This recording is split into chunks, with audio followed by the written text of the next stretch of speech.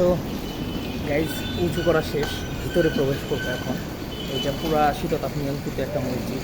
এখানে অবশ্যই ভিতরে ক্যামেরা অ্যালাউ না, তারপর আমি চেষ্টা করব আপনাদেরকে দেখানোর জন্য।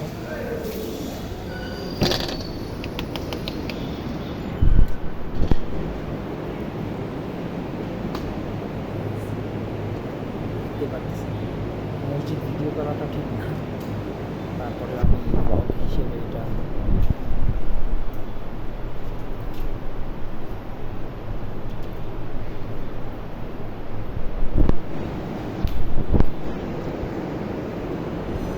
দুই রাকাত নফল নামাজ পড়ে চলে যাও, তাই তো? ঠিক আছে। একটা লাইটিংটা কত সুন্দর, অনেক সুন্দর।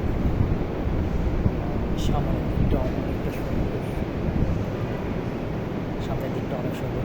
এখন আমরা এখান থেকে নামাজ করি, মসজিদটা ছেড়ে অন্য জায়গায় যাবো।